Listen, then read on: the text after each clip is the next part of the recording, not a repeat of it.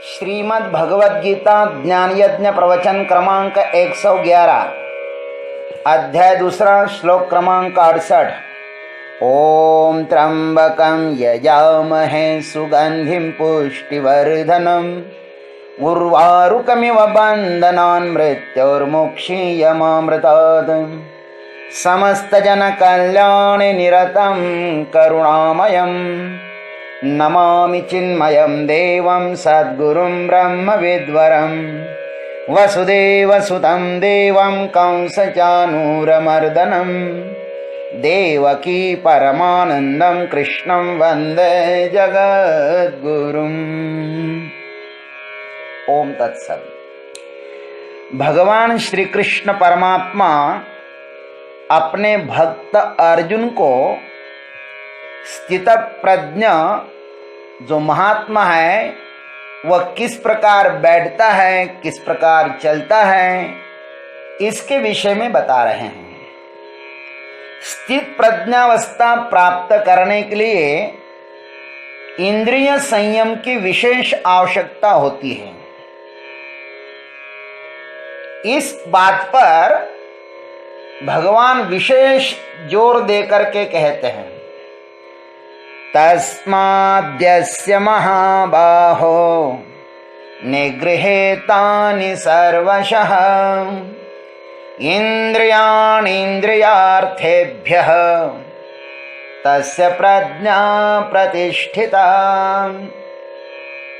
भगवान श्री कृष्ण अर्जुन को कहते हैं, तस्मात् हे महाबाहो यस्य इंद्रियाणि इंद्रियार्थेभ्यः सर्वशः निगृहीतानि तस्य प्रज्ञा प्रतिष्ठिता।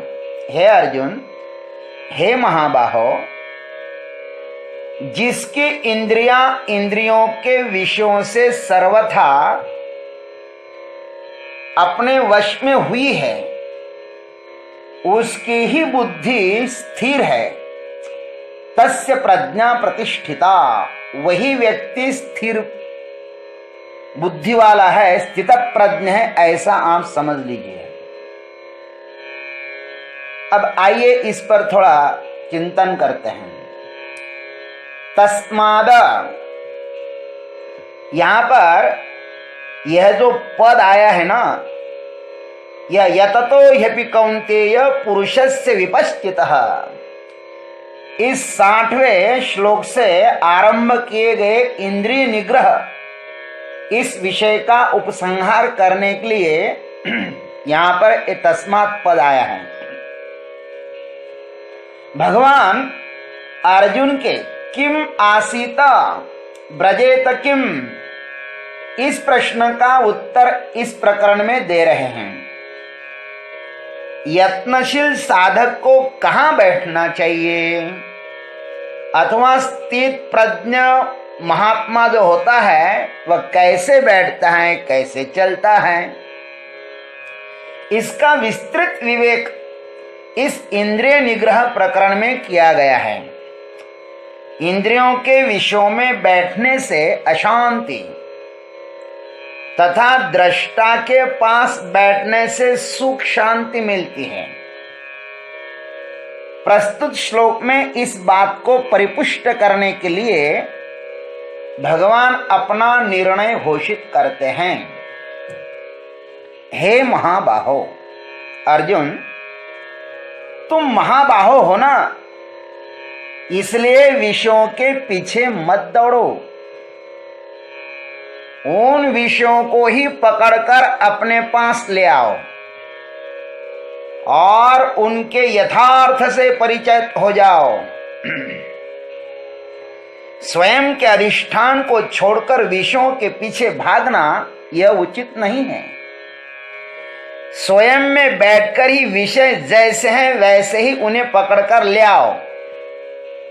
संसार जैसा है वैसा देखने से उससे अनासक्ति ही होती है। प्रत्येक साधक को विवेक रूपी बलवान बाहुए इस परमात्मा ने दी है। विवेक रूपी, विवेक तो दिया ही है ना भगवान ने अपने को, ये विवेक ही तो बलवान बाहुए हैं, हाथ है। विवेक पूर्वक विषयों का दर्शन करने से ही उनसे मुक्ति मिलती है। अज्ञान के कारण ही साधक स्वयं से ही अधिक मूल्य देता है इस संसार को, स्वयं को कम मूल्य देता है और विषयों को ज्यादा देता है। अतः इंद्रियों के प्रकाश में विषयों को न देखकर स्वयं के माने आत्मा के प्रकाश में विषयों को देखना चाहिए। इसलिए भगवान कहते हैं इंद्रियों को देखना है ना, तो भाई इंद्रियों के प्रकाश में उन विषयों को मत देखो। विषयों को देखना है तो स्वयं आत्मा के प्रकाश में देखना चाहिए। अस्य इंद्रियाणि इंद्रियार्थेभ्यः सर्वशः निगृहीतानि, जिसकी इंद्रिया इंद्रियों के विषयों से सर्वथा वश में हुई हैं। इंद्रियों को रोकने का मतलब ही है कि आप स्थिर हो जाइए। इस श्लोक का उत्तरार्ध 58वें श्लोक के समान ही है। भगवान इस बात पर अधिक बल दे रहे हैं कि साधक स्वयं को रोक ले। रुकना और दौड़ना अपने ऊपर निर्भर करता है। विषय हमें नहीं दौड़ा रहे हैं, हम खुद दौड़ रहे हैं। उपाय अपने भीतर ही है, बाहर नहीं है। ज्ञानेश्वर महाराज यहां पर कूर्म के दृष्टांत को फिर से स्मरण करते हैं। देखे कूर्म जिया परी उवाइला अवयव पसरी नातरी इच्छा वशे आवरी आपन केची। यतीन्द्रिय साधक की साम्यता को दर्शाने के लिए प्रकृति में यह एक ही दृष्टांत है। कौन सा? कछुए का दृष्टांत। कछुआ खतरे को देखते ही बहिरस्थ इंद्रियों को भीतर समेट लेता है। साधक को भी चाहिए कि वह मात्र बाह्येंद्रिय को ही न समेट ले। बहुतों ने कछुओं का ही अनुकरण किया है, बाहर की इंद्रियों की ही तोड़फोड़ की है। यदि यही पारमार्थिक सत्य होता तो सब अंधे लूले लंगड़े कछुए स्थित प्रज्ञ स्थिति को प्राप्त कर लेते हैं। बाह्येंद्रिया स्वस्थ हो तो यह प्रभु कृपा है, ऐसा समझ लो। स्वस्थ शरीर आत्म प्राप्ति में सहायक है। स्वाद के लिए जीवा अनिवार्य है। रूप दर्शन के लिए स्वस्थ आंखें जरूरी है। हमारा शरीर स्वस्थ है ना, यह भगवान की कृपा है। शरीर ही परमात्मा को प्राप्त करने का एक माध्यम हो सकता है। जिनके पास इंद्रियां नहीं ना, ऐसा व्यक्ति दरिद्र है।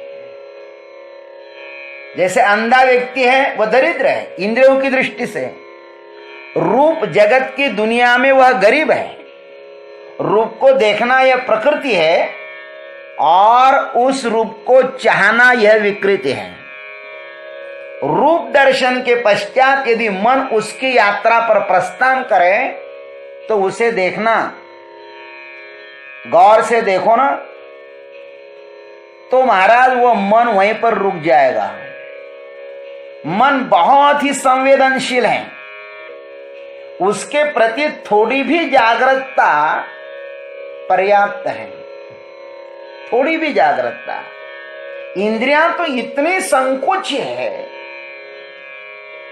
इंद्रियों में यदि वेग निर्माण हो जाए और आप थोड़ा सावधान होकर के देखिए तो एकदम सकुचा जाती है।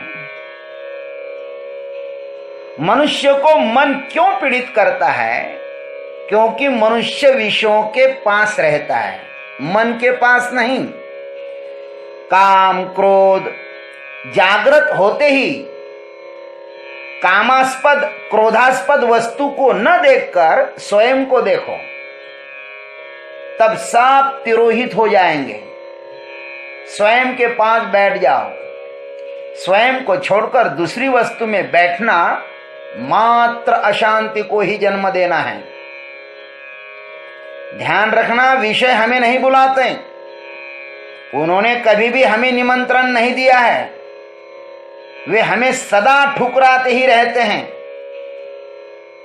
किंतु कुछ मिलने की आशा से हम सदा भिखमंगे भिखारी की तरह हाथ में कटोरा लेकर उनके द्वार पर खड़े हो जाते हैं, उनका द्वार खटखटाते रहते हैं। कुछ भी नहीं विषयों के पास हमें देने के लिए, होता कुछ तो वे अवश्य ही हमारी दीनता को देखकर दया करके कुछ टुकड़े हम पर फेंक देते हैं। संसार में ऐसा कौन सा विषय भोग है भाई जिसने भोग के पश्चात हमें दुख न दिया हो? विषय भोग में प्रारंभ में सुख है तो अंत में दुख भी है। यह यथार्थ जानकर जिस दिन मनुष्य विषयों के द्वार पर जाना बंद करेंगे उसी दिन महाक्रांति होगी। उसी दिन उसके लिए आत्म साक्षात्कार के द्वार खुलते रहेंगे। तस्य प्रज्ञा प्रतिष्ठिता, उसकी प्रज्ञा स्वयं में स्थित होगी। प्रज्ञा का स्वयं में स्थित होना ही आत्म साक्षात्कार का द्वार खुलना है। जो शक्ति विषयों की प्रतीक्षा में विषयों